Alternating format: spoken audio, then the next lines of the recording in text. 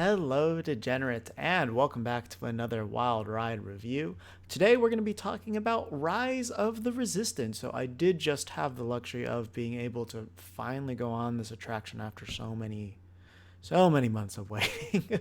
So, I wanted to give my thoughts on it while it's still fresh in my mind, and yeah, talk about it. There will be spoilers, but I will be sure to say like red flag spoilers before that happens. Won't have anything on screen, but I'll make sure to emphasize that before I do get into spoiler territory. So, for those of you who don't know, Star Wars Galaxy's Edge did just open in Disney's Hollywood Studios and Disneyland last year. And when the land first opened, it was only open with one attraction, being Star Wars Millennium Falcon Smuggler's Run. On that one, you do take control of the Millennium Falcon. You get to pilot it through a really, really cool experience. Overall, I thought it was a very good attraction, but, not the best, but a lot of cool things to do with it and the potential to start tours it and hopefully add in some extra experiences in there, which I honestly still hope that they do, especially after going on this new attraction. And the attraction that was supposed to open alongside the land, but due to technical difficulties didn't, was Rise of the Resistance. And this one was supposed to be the big show-stopping attraction of the entire land itself. Basically, the anchor that justified the $1 billion investment for the entirety of the land itself. And I am very glad that I finally got to go on this, because it does definitely change the way that I look at the land as a whole. And I'll probably do a follow-up video on that, just kind of saying how it recontextualizes everything in ways that I would like to see it move forward. In the past, I did do a video on why I don't think the land succeeds, and I still do hold on to that belief about everything that I said there. I still just stand behind those statements. However, I do definitely feel I do view the land in a much more positive light than I did previously. Going on Rise of the Resistance really did change it up for me. So I will give you the brief synopsis, which is that for Rise of the Resistance, basically you are going to be a new recruit for the Resistance, and you are going to help infiltrate an First Order base. So through a lot of things, you will get your mission from Rey, and then you will be on your way. And there are so many different spoiler heavy things that happen that are so cool to talk about, that I want to talk about, that I really can't tell you much beyond that without ruining what the experience is for you. Everybody that I talked to back in when I was working over there always said that this is an experience. It's not really a ride or attraction. And I definitely am on board with that. While there are ride elements to this attraction, it is overall an experience. If you ever wanted to feel like you were in the middle of a really tense, action-packed Star Wars battle, you are not going to find a better experience than Rise of the Resistance. Everything that is Star Wars in your heart, everything, if you think Star Wars, everything that is to you, you find that experience inside of this, and you feel like you're a part of it. It's amazing what they were able to do with this, and the way that everything's paced out too is utterly phenomenal. If you just grew up loving any of the movies, it doesn't matter which one, original trilogy, the prequels, or the new trilogy, which shouldn't be many of you, to be perfectly honest, you will find something to love here. Even if you hate the new trilogy, with me, I don't like it too much, and the friend that I was with really isn't a fan of it either. We both came out of this thing just wow, that was everything out that I wanted out of a Star Wars experience. And if you told me I had to sit through 3 pretty bad movies before we got this, it was completely worth it. It doesn't matter. Everything about this thing just made that just worth it. The scale of it's impressive. The animatronics that you'll encounter are very impressive. The ride system is implemented extremely well when it happens.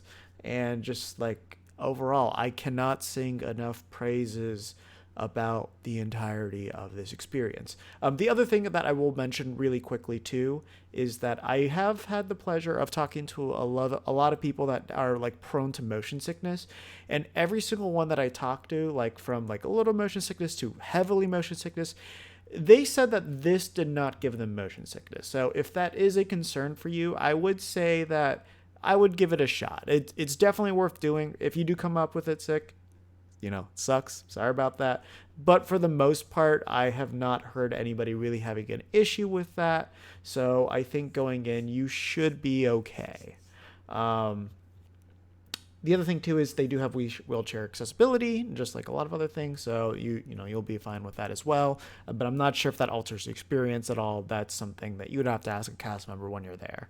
But overall, easily within my top 5 favorite attractions that I have ever been on, and I cannot wait to go on it. One thing that's really neat is the scale of it's so big that you're obviously not going to be able to see everything your first time around, and not to mention there are multiple different things that can happen as well.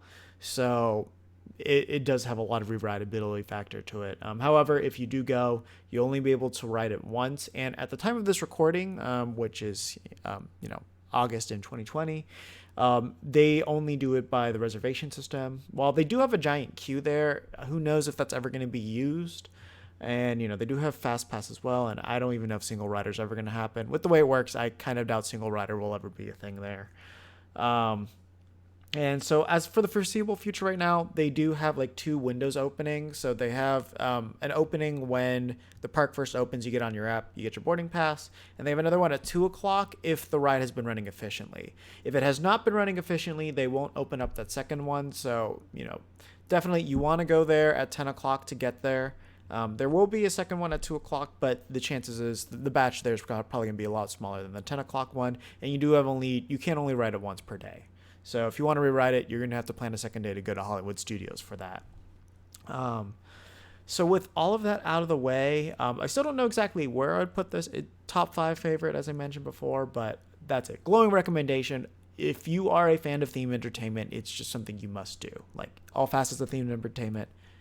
Or if you're just a fan of just like Star Wars in general, you just need to do this. Just no matter what, go there, do it. You'll be satisfied for a very long time. So with that out of the way, spoilers. We are getting to spoiler territory. Remember, spoilers right here, spoilers right now. If you don't want to know what happens, I highly recommend you don't know what happens. This is point of no return now. Spoilers. Let's get into them. So when you first get into there with the whole hologram of Rey, this is the only time that you see her, and I think this is implemented very well. While it doesn't look quite like the holograms that you would want to see in as you picture them from R2-D2 and all that stuff, it's still a very good effect. It looks like a hologram out of Star Wars. It's just that it's flat because it's like a screen there, but it's not like an obvious screen. It's one of those that you just can't see. You just see right through it, and that's done really well. The next thing that they do is they also have an animatronic BB-8 there that's implemented really nicely. He rolls around like you would expect him to and all that stuff. So all the stuff that they do there is just really nice, really, really convincing. And it's short, simple, and then straight to the point. Rey introduces you hey, we're going to be boarding an Imperial Star Destroyer. We're going to need your help for this. Basically, you get introduced to Beck, who's going to be your head captain for this. And then you're also going to get introduced to Poe, who's going to help fly you there. You get out there, and you see that you actually go to an outdoor segment, which I completely forgot that was a thing, and that was super cool to see. And the cool thing is, if you are able to get on that part at night, you're going to be going on a transport ship that will take you to the first order base that you're supposed to be going to. But when you do it at night, you can see the glowing effects of the ship starting up and everything. And that might also happen with Poe's X-Wing fighter there too, as you see Poe Dameron there with BB-8 as well. So it's really cool to see both of those ships there. And then it's all the cast members are getting you hyped up to get on it. And then you get on your transport ship. And the cool thing about that is, right now we're in COVID, so you're kind of have to stay in your certain spots. Generally, you're actually normally able to walk around, and they have multiple screens, so you can see the action that's happening in front where Beck, the animatronic of Beck, and the other pilot is. I unfortunately can't remember the name of that character. And then you also have a screen in the back that shows you everything that's going out behind you. So when you're on those 2 things, you get on the ship, and then you're on your way. There's doors on both sides, so what you expect is you're going to get on there and you're going to go out the other side, but they do something really, really smart, is that basically when you launch, you get into a space battle, and it feels like you're there, all your allies are dying. It just like in the movies, you see screens of all the other co-pilots that are there, all the other X-Wing fighters, and you see them disappear as they get knocked out and all that stuff. And then eventually you do get sucked into a tractor beam of a Imperial Star Destroyer. So they even throw that experience in there. So it's if you always wanted to know what it was like to get captured, which I don't know if anybody ever had that on the Star Wars bucket list, that's part of your experience, and it's done very well.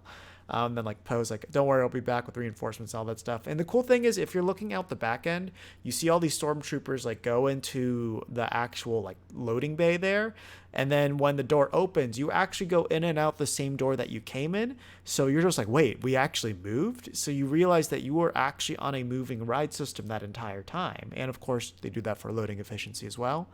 And then when you get there, you're in an Imperial Star Destroyer Hangar 2 scale. So there's a 2 scale TIE fighter there. Not to mention you have like a whole legion of stormtroopers there as well. And the cool thing is, while I think a couple of them are statues, some of them are animatronics where they do very simple motions like move their heads.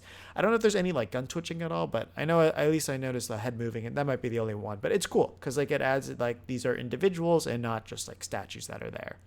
And then of course the first order troopers like come on, and then like they order you around to go down this hallway to like your prison cell and all that stuff. So then you get to after you pass by like a command post where you got 2 more stormtroopers there, you go to your holding cell, and then you're thrown into the interrogation room, which is your prison cell. And then Kylo Ren and General Hux appear. And the cool thing is, while it's a projection effect, they also make sure to have a shadow projection as well, so it looks like they're physically there, and it just kind of adds a little bit more realism to it. Well, not needed. Definitely a really nice touch that I didn't pick up on my first time, but like a lot of ride-throughs that I watched afterwards pointed that out, and I was like, oh, that's a really nice detail that I wasn't thinking about. And then once they leave, then like there's like this whole door that starts getting cut open, like like kind of like with like a blowtorch and everything. And then like the resistant members come like, hey, we're here to rescue and all that stuff. So all that backup that Poe was talking about, they're there. You get onto these 2 vehicles that with these hack droids and all that stuff, and then you get on there, and like even like the 2 people that were there, they're like, hey, don't worry, we programmed them. This is their first mission, and like they add a lot of personality to it, and themselves they feel like characters that are a part of this. And then you're kind of on your way after like Finn tells you like, hey, we're in here, we're the ones that like helped get you out of it and all that stuff, and this is what your mission briefing is, and you're gonna get through. So then you're there. Smartly, they have these other vehicles come through where it's like they were not hacked yet, and they're going in to like fill in the old transport thing that you guys were just coming out of. So a very smart way to implement in some just like shifting into it. And the cool thing is at this point now, Beck's talking you to the entire time, presumably because like he got freed as well. And then he's pretty much your narrator going throughout. So throughout this, like at first you're kind of sneaking around, you're barely avoiding like probe droids and all this stuff, and then stormtroopers catch you, and then that's when the action just like takes off. You're kind of compromised because you can't go down those elevator shafts that you want to go to. They start shooting at you, and then you just have to dart out of there like crazy. You see the blasters like leave marks on all of the walls and everything. Even some physical panels like flip over, so that way there's blaster damage in it as well, all plus the projection effects too. Then you find yourself with the 2 full-size AT-ATs there. And the cool thing is, instead of just having them by themselves, they decided to put a mirror there to make it look like that there's extra AT-ATs in this one hangar area. And then like more doors close on you. And then the cool thing is they have like another lane that's next to you. I haven't seen it happen all the time, but in that lane, you do see vehicles just like actually going through it. Every now and then. It's just vehicles that are returning to like load up some more people as well. So with that whole thing being there, it's kind of like a nice little way to add some extra dimension there without it really needing to be a part of the ride, but it's just there. It's nice. It's good to see. So then this is where the ride separates. You can, if you're in the back one, you're going to be facing the head of the AT-AT. If you're on the other one, you're going to be facing the side of the AT-AT. And it changes the way, like the videos that you see and the way they get blasted. And the cool thing is when you go back, you go onto these elevator stands, and then it just throws you up like pretty fast. And then you get to see like an animatronic of Finn. Or saying like, don't worry, we'll cover your back and all that stuff. So a really, really nice blend of having those animatronics plus like all those digital props. Like the digital effects are done well. Like, you know that it's a screen, but like having like the physical props just enough to like add authenticity to all these characters there really does add to the experience. So then it's like, you're thrown up there and then you're escaping some more. And the cool thing is because you get separated from them, it's like you do feel like it's isolated. You do feel like you're more in a hurry, and then you're getting hit by more of like a heavy turret. So there's like stronger laser blast damage happening there. And if you're doing the other one where you're facing the AT-ATs. Then from there, you get to a bridge where like Hux and Ren are talking, and then they're like warning, and then Ren's like, hey, we need to raise the shields now. And then Huck's like, why? And then you see all the rebel fleet coming, and then like Ren turns around and sees all you guys because he knows you guys escaped, and then you just have to get out of there. And there's a really cool thing. So it's like they have a projection effect of Kylo Ren there, but there's also a physical lightsaber. So it's a screen moving forward towards you with a physical prop lightsaber. Really, really neat effect that I've never seen done before. And I guess to get kind of the fluidity of walking, that's the main reason why they did that. And then it's like you escape into an elevator before he gets you. The elevator starts moving down, but then you hear Ren just land on top of it, and then his lightsaber starts just cutting right through the entire thing. So it's like it's a really cool tense moment, and then you just get out of there. Next segment you get to, there's like all these turrets from the Star Destroyer shooting out at the Rebel fleet out there, which you can see on the right hand side through windows. And the cool thing is the way that these turrets move is they go forward and then they shoot back like pretty fast too. And the cool thing with the way that these work is like it feels a lot like you're playing a Mario 64 level where you have like those walls going in and out like the Thwomp Bombs. And that was so cool. Like I felt like it felt really tense. Those things were moving. You had a lot of laser blasts throwing there, and even the rebel fighters were doing damage to the actual ship itself as you were going through that whole section. And it's like, your vehicle had to carefully navigate between all the different turrets firing off and all that stuff. So it's like it had to time itself after a couple fire sequences and then go through.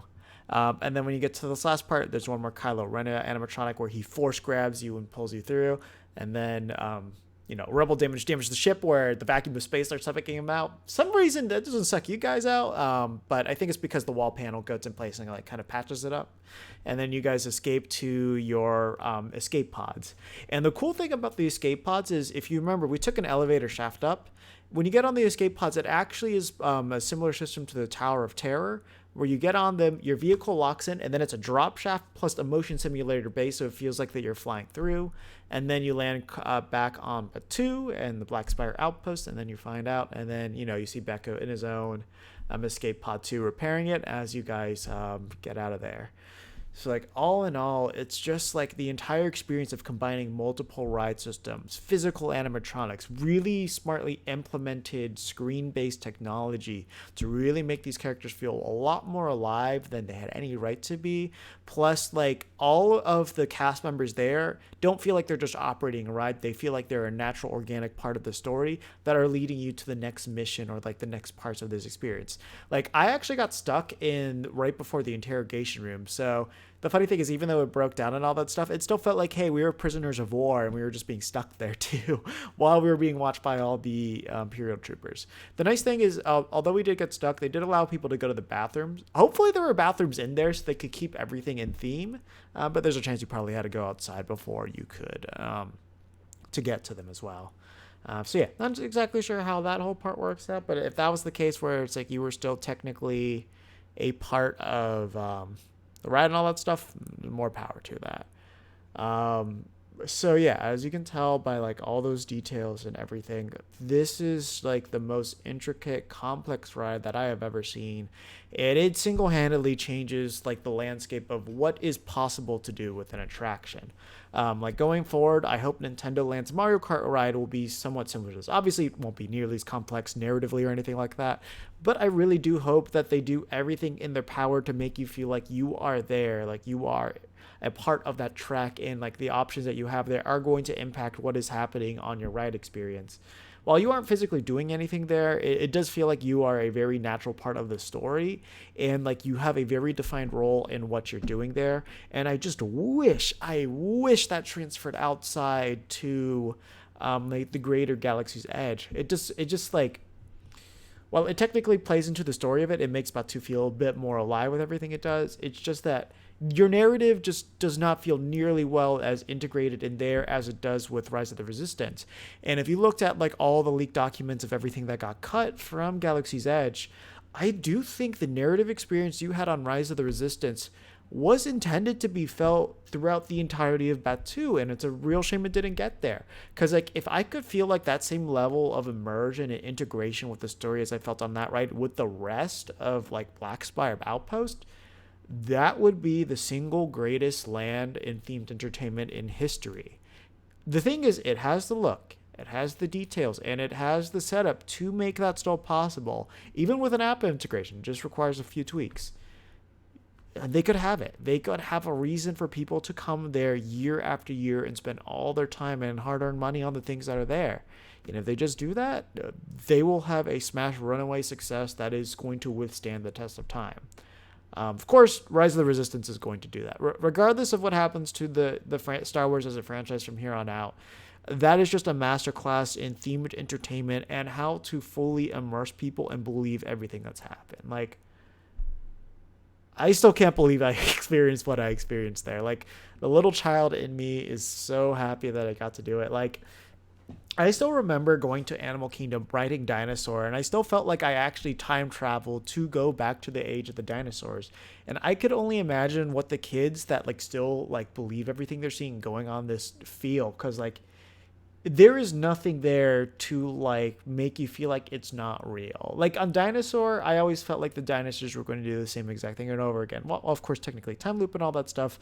It's like I kind of knew it's a ride, but here I don't think it would be like that way. I'd be like, holy crap, I just got captured by the First Order and I escaped by the skin of my teeth and we just crash landed here. And you know, that's that's what themed entertainment is about. Like just providing those fully immersive experiences where you can lose yourself even as an adult to just like this wonderful fantastical world where it's like, you know, while there's all these terrible things that might going on in your life and just like a lot of regular mundane things, just for that brief like 15 to 20 minutes that you're there, or while you're just there just taking in like the sights, sounds, and food and the atmosphere of everything, you can truly feel like you have left this world for a different place. And that's what Rise of the Resistance really did for me. It goes without saying, I can't recommend going on this attraction enough for yourself and experience it to its full. Like, just regardless, this is a form of medium and entertainment that I do feel like that needs to be experienced. While you're not going to come away with the meaning of life or anything like that, it really shows the potential for what you can do with storytelling and narratively in a new dimension that just I don't feel like has ever been explored before with the means that have been displayed here. So with that said, that is my review and overview of Rise of the Resistance. If you've been on it, let me know what you think down in the comments below. Obviously, put a spoiler warning before it just in case anybody else hasn't with those before. You know, did this video get you interested in it? I really hope it did. If it doesn't interest you even more, you know, explain why. I'd be very curious why you wouldn't be interested in going on this at all. Also, if there's any other theme park things you'd want me to talk about, let me know down in the comments below. I definitely want to do more theme park videos. I've been kind of pushing those on hold just because I've been doing a lot more on the Smash side of things recently. But I do at least have like one video I want to talk about. And I do need to talk about Mickey and Minnie's Runaway Railway at some point. So I'll probably do that as my next one. And that's going to be it for this one. So please, you know, like it if you like it, dislike it if you didn't. And let me know what your thoughts on everything here. So with that said, thank you guys so much for watching, and take care of yourselves until the next one.